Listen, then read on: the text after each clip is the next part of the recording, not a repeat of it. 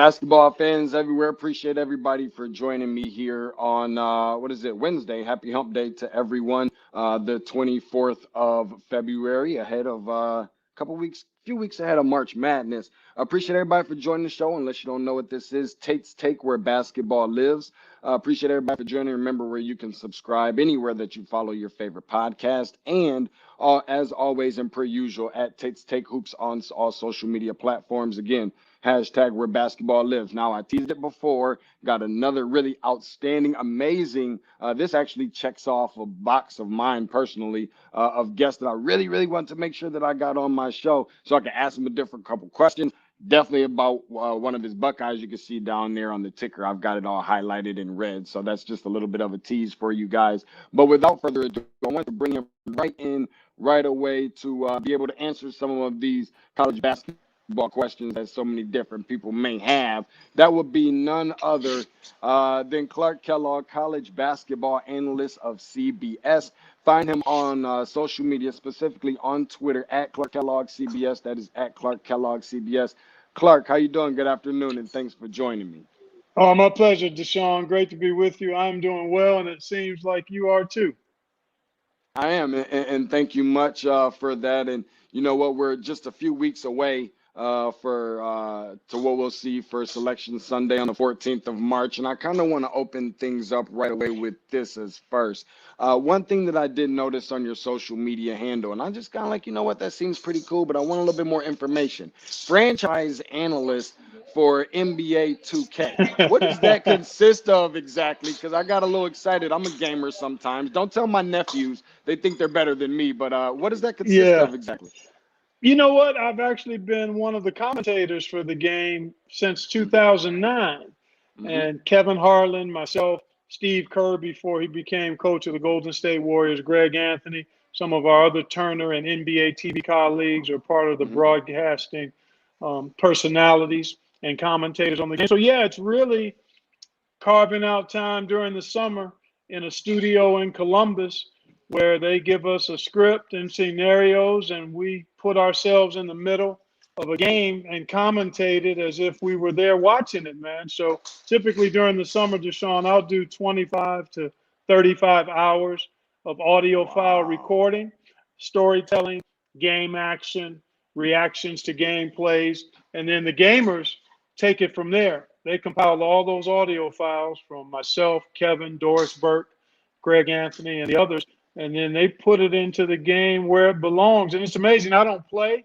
but every now and then my sons play, or I'll hear the game and listen to it for a minute. And as I'm thinking about what I would say if I was actually commentating as the game is playing, it comes out of my mouth in the game. I mean, it's real, it's crazy, but it's been fun being part of it, man. A lot of younger folks that are gamers recognize my voice more than they might my face or my history as a former player. So it's pretty cool to be part of such a popular video game. But yeah, I've been doing it going into my 11th year of being one of the voices for the NBA2K video game.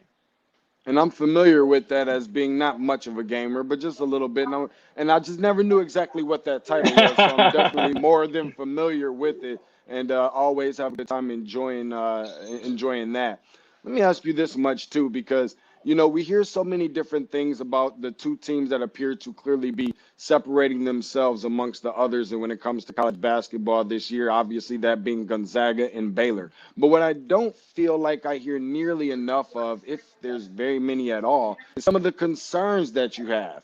That any of the analysts may have. So when it comes to the Gonzagas and it comes to the Baylors, and you hear all these positive, optimistic things, what are some of the other things that you may not really see or hear nearly as much that can be kind of concerning for those two teams, and or maybe even Michigan or any of the number one seeds currently? Yeah, you know, that's a great question, Deshaun. And I think when you look at Gonzaga, they don't really have any glaring weaknesses. A couple of things that could be problematic as they advance in the tournament is, one, they're not really that deep, but because of the way the game is structured with TV timeouts and media timeouts and the like, typically a 7-8-man rotation is probably all you need.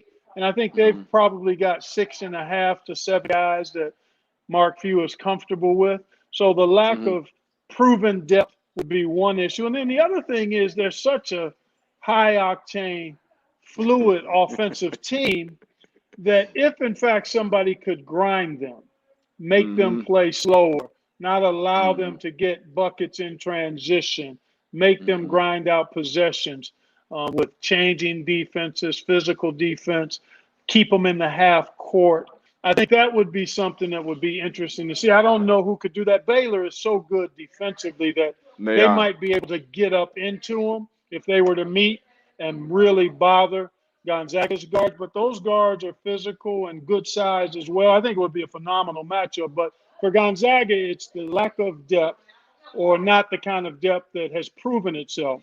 And then the question mark of could they play a grind out game effectively. They've not, I don't know what their lowest point total is this year. It's somewhere probably in the 70s, maybe once or twice. And so somebody forcing them to play in the 60s, would they be able to be patient enough and be able to grind that out? Baylor, on the other hand, they're uber athletic along the front line, but they're not very big.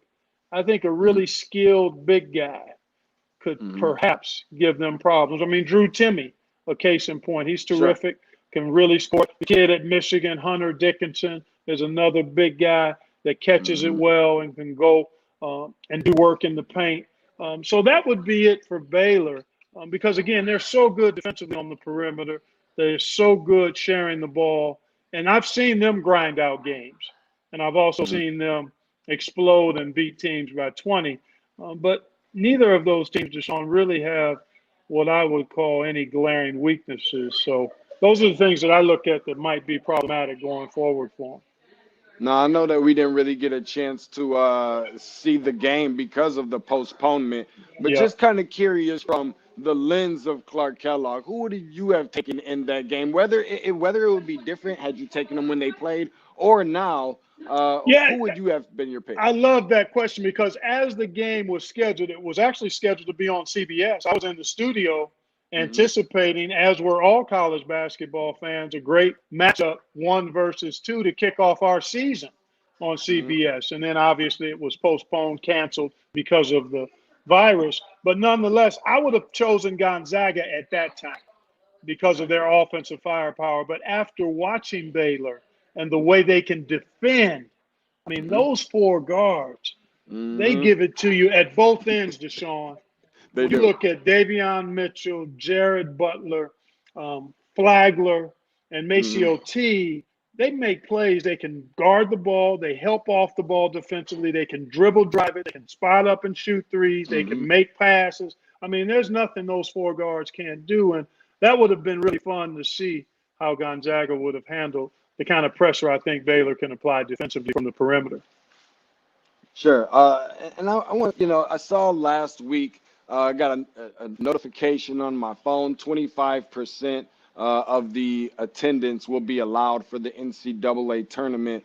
So there are obviously some limitations and some restrictions. So I just kind of want you to touch on that, what kind of difference that would probably make. Because I was like, I am one of those people that's really happy to see that college basketball and NCAA tournament March Madness will be played. But I was a little concerned about the kind of effect that maybe not having the fans would have. Now that we have that 25%, what kind of effect do you think that will actually have? And talk about the greatness of being able to have the 25. Yeah, I'm excited that there are going to be opportunities for up to 25% capacity in the various venues. And I don't know if we'll get there or not. I think that'll be contingent upon what the virus does, how many folks are vaccinated, all of that kind of stuff that'll still be working itself out as we move towards the start of the tournament, which is really just about a month away now, the actual start of the first 4 on March 18th. And then obviously first round games will start on the 19th. But to your point, I too am excited and thankful that we have college basketball on the docket. It's been challenging. It's been difficult. There have been all kinds of pauses and pivots and postponements, yet we are moving towards the tournament. And I think, quite honestly, the games will lend themselves to the kind of excitement we've always had, Deshaun, the unpredictability of it. Once the teams arrive and get squared away in Indianapolis, it'll be about basketball and being able to have fans. Clearly, you won't have the same kind of energy in the buildings that we've come to expect. But early on, because of the start times of games and the fact that they aren't in particular venues that may be home court or fan friendly from the standpoint of having huge crowds. A lot of times the early round games, particularly in the afternoon, won't have significant crowds. I mean, they won't be full in some of the venues in the first and second round. So that part I think will be similar. When you get to the regionals, and so for the Sweet 16 and the regional finals, I think that's when the lack of people, the lack of crowd size might have a bit of an effect in terms of how people viewing it will experience it. But I think for the players, it'll still be about the opportunity to keep playing and trying to hoist a trophy at the end of it.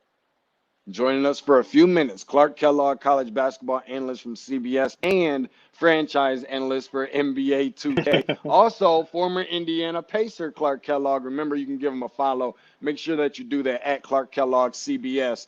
I had to ask this question. I was doing a little bit of some of my research, and it took me back. I do remember that. 2010, okay, a game of horse, Clark Kellogg and Mr. 44 himself and Yep. Barack Obama. Talk to me a little bit about what that experience was like, because you got to experience something that's not so many people obviously had a Oh, chance to man. experience. Deshaun, it's still one of the milestone highlights that I've encountered or experienced in basketball. Clearly being drafted back in 1982, realizing that dream, having a chance to play against the great players in the NBA during the 80s, getting a college scholarship. I mean, I've had some unbelievable experiences in basketball and through basketball. But I think that rises really to the top of the list, that basketball would connect me with the first black president of the United States while he's serving as president because of a shared love of the game. That to me speaks to the power of basketball in particular, but sports in general.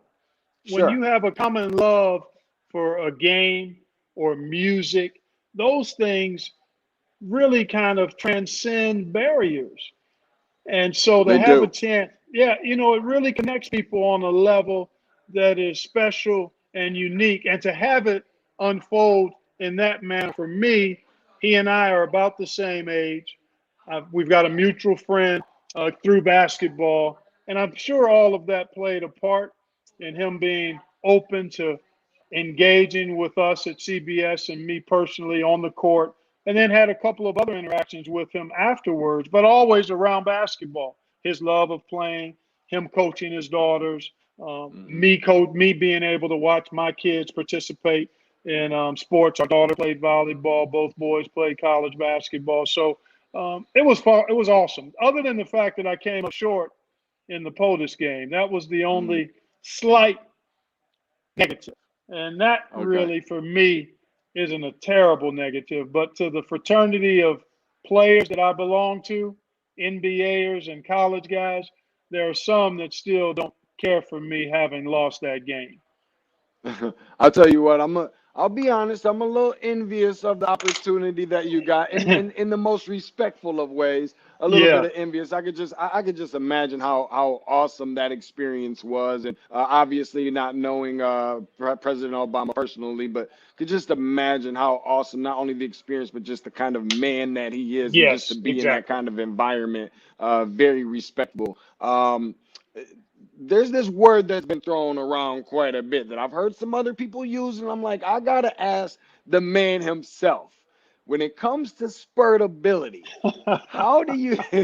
I've heard it thrown around. I heard a couple Yeah. other Oh, people yeah. say. I don't want to know anybody else's definition. I gotta ask the man himself. Clark Kellogg, what is the definition of spurtability? I'm tired of using my imagination. Well, it's simple. It's really simple, Deshaun. Being able to put together spurts in the context of a basketball game, scoring spurts, the ability to put together 8-0 runs, 12-0 runs, 10-0 runs, 14-2 in a way that demoralizes the opposition or creates a supreme advantage for the team that puts those spurts together. I love words, have always loved words, and try to come up with different ways to describe a redundant game like basketball. Basketball Sure. doesn't have a lot of changing nuances. It's 10 players, 2 Mm-hmm. rings, a ball, and that's the nature of the game. So I try to come up with different ways to analyze it, different words that can add some texture and context to it. And actually, that word came into being for the 1996 Kentucky National Championship team. Really? That Okay. team is what spawned my creation of that word, because it was Antoine Walker, Tony Delk, Walter McCarty, Ron Mercer, Mm-hmm. um, Pope. What's Pope? I'm trying to think of. He's coaching at Brigham Young now, and I can't think of his first name. It's just I'm just having a brain fade. But anyway, there were countless games that year where they were just blitzkrieg teams with these runs. Game would be close, and then they, boom, 12-2, 14-2, and it was over. And so that team is the team that actually led to me coming up with that word. It was in honor of what they did and could do, and they ultimately won the national championship that year in 1996. Another box that I can Mark check Pope, off. Mark Pope, Mark Pope. Pope. That's Okay. yeah. Okay. I can't leave it hanging out there loose It's like that, okay. man. Yeah. It's okay. Trust me. I get a lot of my buddies ringing my phone. They're like, I need to know this and I need to know that. And I'm like, I can't even keep up with my wallet, for crying out loud. But I can remember so many of the smallest things. Appreciate you for joining us, Clark. Yet still, I'm here in Michigan. I'm no Wolverine by any means. Okay, it's a Spartan thing over this way. But Okay, I'm that's based. cool. That's cool. So I'm based out of Atlanta. I live in Atlanta, but I'm currently visiting some family in Lansing, Michigan, where I'm Okay. originally from. Uh-huh. So with saying that, I know I had some Wolverine fans that's kind of feeling some ways that they're not getting the same kind of respect. Why isn't Michigan, and I think they're definitely getting respect, but why are they Hmm. not getting, even though only losing one game, the same kind of respect that maybe Gonzaga and Baylor has gotten all season? Well, Deshaun, it's really as simple as this. There's only so much room on the marquee for top billing, whether Mm-hmm. it's a production on Broadway or whether it's Mm-hmm. college basketball. And because of what Gonzaga and Baylor have both been able to do, they clearly have warranted and I think deserved a notch above the rest, although Michigan has closed the gap clearly. And Mm-hmm. we'll begin now as we move towards tournament time and really amplifying our focus on teams and seed lines and matchups and the like. Clearly, Mm-hmm. Michigan is showing itself to be of the ilk where it wouldn't surprise anybody if, in fact, they were able to get to the Final Four and even win it all. And that's what we're talking about with both Gonzaga and Baylor. The other thing is both of those teams are undefeated. Yes. That is a difference. I mean, I know Michigan has only lost one, but Mm-hmm. undefeated could be Mm-hmm. historic. Could be Mm-hmm. historic if one of those teams were able to do it. So I think that's really the only reason that perhaps those who follow the Wolverines may think they're being slighted in the national discussion. And you know how fans are, man. They only see and hear what they want to see and hear as it Sure. relates to their team. But I don't think there's any question Michigan is a surefire number 1 seed come Selection Sunday, and they will have a great chance to win it all once those games start being played.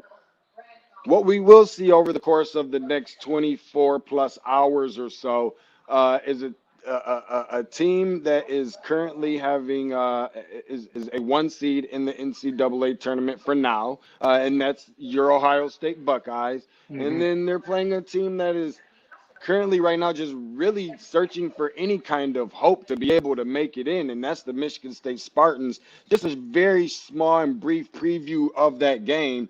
Uh, what are um, what are some of the keys to victory for either one, or I guess for both of those teams? Because one is dying for a chance to get in, the other one could be potentially playing for a 1 seed right about now. Yeah, well, clearly Ohio State's been terrific. They had, at last count, the most quad 1 wins of any team in the Yes. country, which has them on the 1 seed line in the bracket preview and most of the bracket projections. Obviously, that could shift somewhat. Illinois got hammered and handled pretty easily by Michigan State, I thought, in the game just the other night. Was it last night? What's tonight? Wednesday? Yeah, it was Yep. last night. Yeah, it Yep. was last Last night. night. They got handled, and that was a great win. And Michigan State actually played really well against Iowa a couple of weeks ago and came up short. But they played with the kind of verve and tenacity. They got great play from Aaron Henry, their junior do-it-all guy, and then Josh Langford was fantastic across the board, rocket watch. So that Michigan State team, the way they played last night, Deshaun, would really give Chris Holtman and the Buckeyes pause and concern because they're desperate. Clearly, they need to stockpile wins, and they've got a gauntlet of a schedule coming up. I mean, they've got Michigan twice, I think, as the schedule stands now. I know they've got Ohio State, and I think they might have Iowa, too, in their last handful of games. Indiana, and Maryland. Maryland. Okay, thank you. I'm glad you clarified that. But anyway, a really tough schedule, but opportunities to bolster their resume. And again, they're playing with a desperation that you can't make up. And the key to their success, to me, is the play of Josh Langford and Aaron Henry. Decision-making and shot-making, leading the team with their aggressiveness. And it looks like Joey Hauser had a really good game, and I think he's an X factor for them because he can make the three. He can get some stuff done inside. He's a smart, tough player. So Michigan State, it's really about executing offensively. They've got to do a good job because I think they've been playing decent enough defensively. It's offensively where they've struggled, turnovers and not converting and scoring the ball as well as they need to. Ohio State's one of the most efficient offensive teams in the country. They've got great versatility and really share the ball. So I think it's Michigan State's ability to score some in transition and somehow to slow down Ohio State, to keep Ohio State south of early 70s, mid 70s, because if it gets into the 80s, I think Ohio State would have the advantage in that kind of a game. And what I want to do now, if it's okay, Clark, maybe over the course of the next 120 seconds, there's a particular segment that I usually bring on with my guests, and it's called a quick release. And I'll probably rapid fire maybe about 4 or 5 different questions at you. Feel free, as short or long as you'd like your answers to be, but I just kind of want to throw that at you if it's okay with you. I can go with that. Yeah, let's do it. All right. Sounds good. First one, Gonzaga and Baylor or the field? I know you've probably been asked that one 1,000 times. I've heard it asked of other folks, but I haven't given it a ton of thought. I'm going Gonzaga, Baylor. First time. I'm going Gonzaga, Baylor. Yeah, I'll take those two. One of those two will get done. Yeah. Okay, sounds good. As it stands today, in terms of your confidence, which blue bloods do you feel the most confident will be going dancing between the Duke? I think Kansas is in clearly. Carolina more likely. I'll let you decide. But specifically between the Michigan States, maybe Indiana, Kentucky, Duke, North Carolina. Yeah, I've got Duke, and I lean a little bit towards Michigan State too. I think Duke and Michigan State are going to be able to find their way. And I love the way Kentucky's playing. Actually, I'm calling Kentucky's game against Florida on Saturday on CBS. And Kentucky's won 3 in a row. They've really started to make some perimeter shots. But I think they need to win the SEC tournament, whereas Duke and Michigan State, if they win enough between now and the end of their conference tournaments, I think they would have enough to get in as at-larges. So I'm going to lean Duke and Michigan State making a late run to just get in as at-larges. Yeah. Right.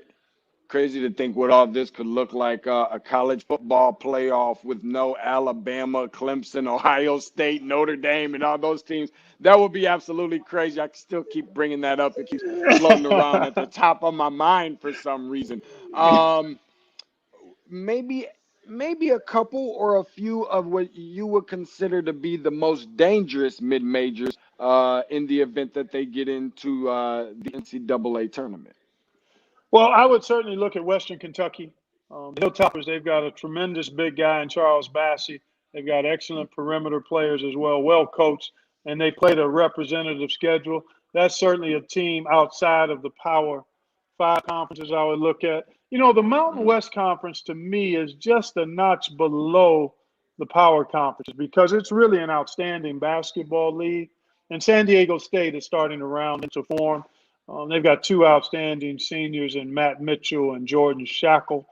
And I think both of those guys are starting to play and lead at a high level. So San Diego State would be a team. And then the Liberty Flames, they've won a game in Yeah. the tournament recently. I think they've Mm-hmm. won eight. I think they've won 8 games in a row. Extremely well coached by Richie McKay. They've got a dynamic scorer, a little fella, Darius McGee, who can really put it in the bucket. So I'll be locking in and offering folks more of those teams as we get Mm-hmm. certainty around them being in the field. You Mm-hmm. know, a lot of these teams have to get there by way of their conference tournaments, but those would be three. San Diego State will be an at-large team in the tournament. I think that's pretty solidly locked in. So they would be a team I'd look at in addition to Western Kentucky and Liberty at this point if you were looking for teams to keep an eye on. That San Diego State team coming up this weekend, a back-to-back against Boise, who's pretty good That's as right. well. And then And Boise as Houston's, well. There you go. Yeah, Boise yep, State too. Both of those teams. And Houston's got Western Kentucky this weekend, which I think That'll be a should be good one. pretty awesome and Yeah. be pretty Yeah. interesting.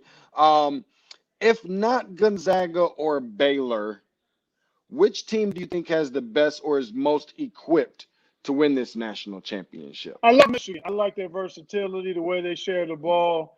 It's really impressive. And defensively, they do a heck of a job defensively. I mean, at the point of attack, Mike Smith, the transfer from Columbia, does a nice job pressuring the ball. Sean D. Brown off the bench, another transfer, has been terrific. I mean, they really play both sides of the ball, so both sides of the court at a high level, and they're really connected.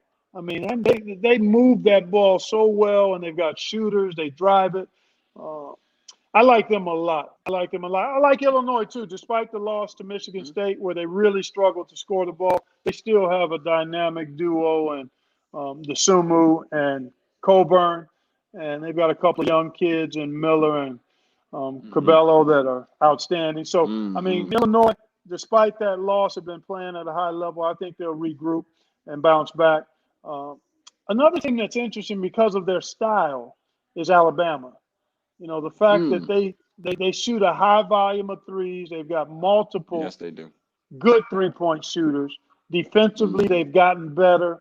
They can speed you up and turn you over. And with that combination plus the three ball in the one-and-done crucible of the tournament, a team like that can be really problematic. I mean, they could get on a run and kind of like what Auburn did a couple of years ago. Yeah. You know, they were smallest team. I think they were a 5 seed maybe, and knocked off all of the big boys because they were playing small ball at a high rate, knocking down shots, making free throws. I mean, and got it going. And so a team like Alabama could be worth keeping an eye on as well in that regard. And a dark horse to me is USC. Southern Cal, we don't get to see them a ton in the Midwest and on the East Coast, and yes, unless you're really intentional about it. I think the Pac-12 done a better job of trying to get into some of the earlier time slots with their TV games. But USC is a really talented team that's a little bit under the radar. Yeah, and then the last one, I'll give you one other one because I love this team because they're just Take so your time. deep. Take your time. They're so deep. They're so deep, Deshaun. On Florida State. Yes. You know, Leonard Hamilton had a team last year. I mean, he lost 2 draft choices, Vassell and Patrick Williams, but that team was, to me, primed and ready to get to the Final Four and perhaps win it last year. They may not be quite as potent this year, but they're still extremely dangerous, deep, long, athletic. They've got better shooting across the board this year, I think, than maybe his teams have had in the past. I mean, they've got a handful of guys that are three-point marksmen. So I like Florida State, too, as a team that could get to Indy and perhaps win it outside of the teams that we've already mentioned. Funny that you say that because Michigan and Florida State have been consistently and persistently knocking on the door. Florida State more so for the Final Four, and Michigan to win a national championship, kind of similar to Villanova prior to 2016 being able to do it. Last question, and I promise we're going to get you out of here, Clark. Which team would surprise everybody else but not Clark Kellogg if they made it to the Final Four or maybe made a run at the national championship? Wow. You know, a team that I don't think would surprise some folks. Maybe a good percentage of the folks following college hoops is Iowa. Because they are so offense-centric, people tend to discount them as a legitimate Final Four team just because the numbers don't add up defensively, although in the last handful of games, the Playing much numbers are better. much better. The numbers are much better. And if that continues because of their offensive firepower and the player of the year in Luka Garza, I mean, he's a guy that could carry a team in a tournament run because of his ability to put it in the basket. So that would be a team that I think might not get as much pre-tournament love for the Final Four and would be somewhat surprising to many if they were actually able to get there because they've just not shown consistently to be good enough defensively. But that looks like it could be changing based on recent performance. That was our chalkboard question of the day. And Clark Kellogg, appreciate you for joining us for that quick release segment and joining me here on our 61st episode of Tate's Wow. Take.